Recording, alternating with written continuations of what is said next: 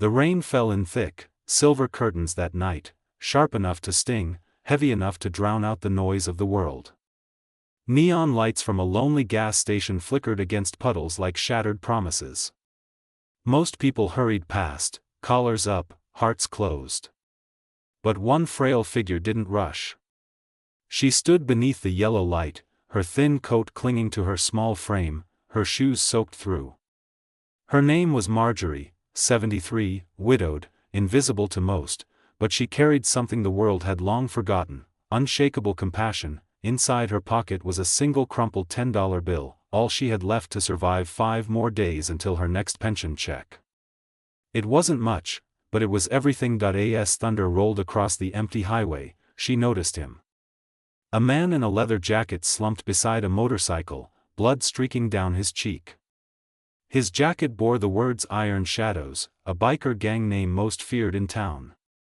But Marjorie didn't see danger. She saw pain. That night, an elderly woman gave away the last of her money, not out of wealth, but out of faith.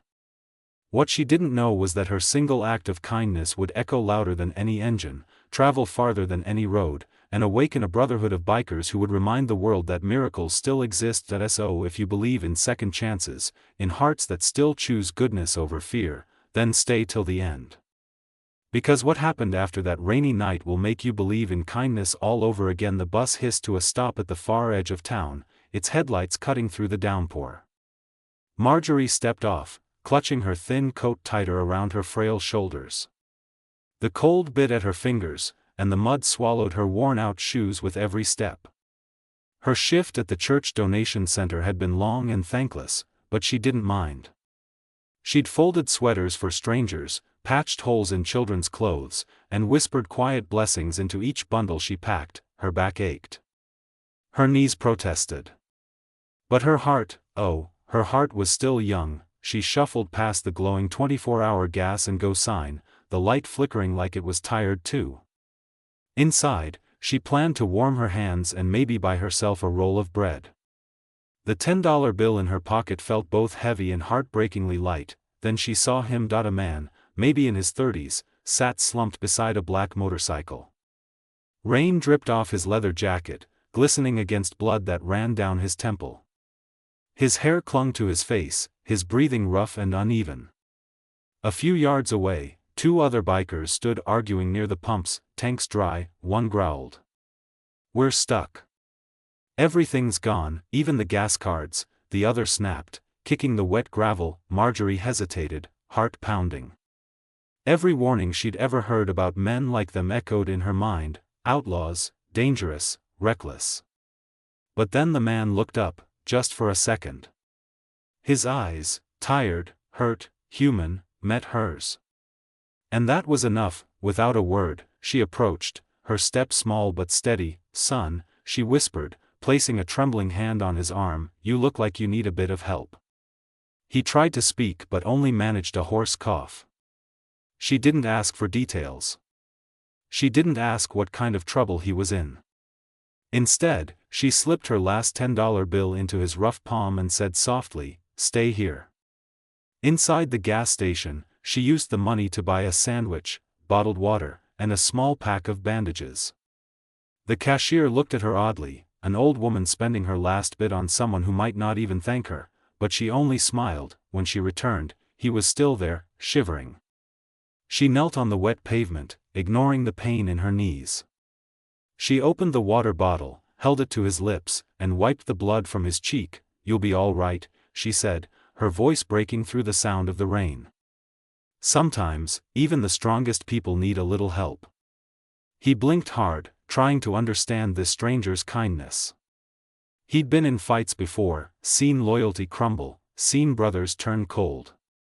But this gentle care from a woman who had nothing, was something he couldn't explain. "Thank you," he murmured, his voice cracking. Marjorie smiled faintly, tucked the bandages into his hand, and turned to leave. She disappeared into the storm as quietly as she had come, her figure swallowed by the rain. That night, she returned to her tiny apartment, her stomach empty but her spirit full. The roof leaked again. The cupboards echoed. But she lit a candle by her window and whispered a prayer, not for herself, but for the biker she'd helped watch over him. Lord, she said. He looked so lost. She fell asleep to the sound of rain against glass. Morning came with sunlight. Weak, golden, and unfamiliar after days of gray. Marjorie was stirring her instant coffee when she heard it, the deep rumble of engines in the distance. At first, she thought it was thunder again. But then it grew louder. Closer, she peered through her curtain, and froze. Outside her apartment complex stretched a long, gleaming line of motorcycles, at least 50 of them.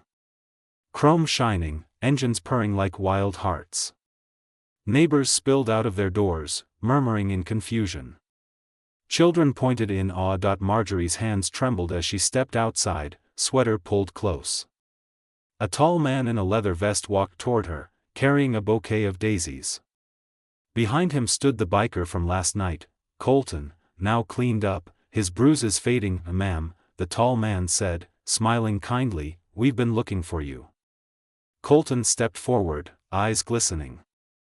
"You gave me more than money last night," he said quietly.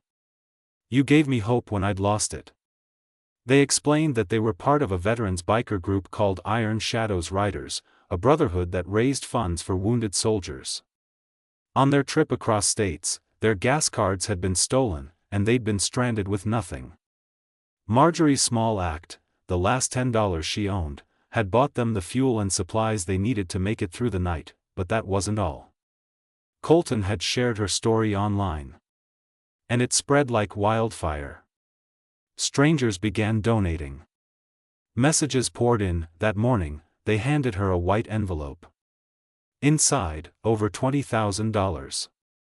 Enough to fix her roof, refill her cupboards, and warm her home for years. Marjorie covered her mouth, tears streaming down her face. "I don't know what to say," she whispered. The tall man smiled. "You don't have to say anything, ma'am. You already did more than most ever would." But their kindness didn't stop there. The riders noticed the small, neglected community garden outside her building, a patch of dry soil, once lovingly tended by Marjorie before arthritis made it impossible. That day, the bikers rolled up their sleeves and went to work. They brought soil, plants, flowers, and tools. Engines roared. Laughter filled the air. Children helped water the flowers. Neighbors, once strangers, joined in.by sunset. The courtyard had transformed into a sea of color and life.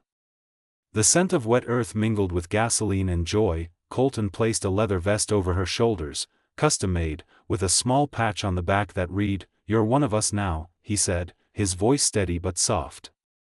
"Wherever we ride, your story rides with us."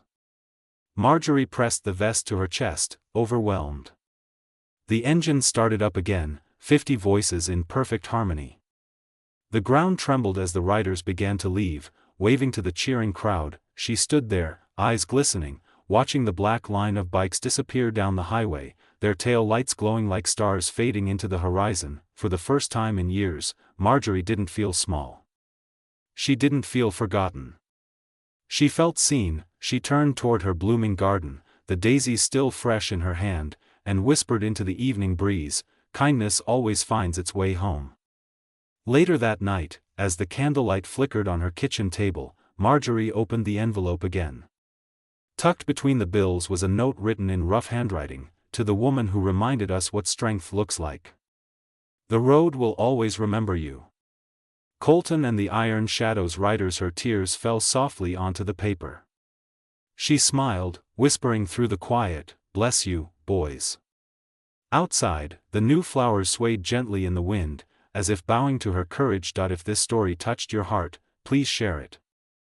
Because sometimes, the smallest kindness, a $10 bill, a sandwich, a whispered prayer, can ripple through the world and come back 1,000-fold. Yellow Hearttail Stitch, where real stories remind us that love still lives on every road.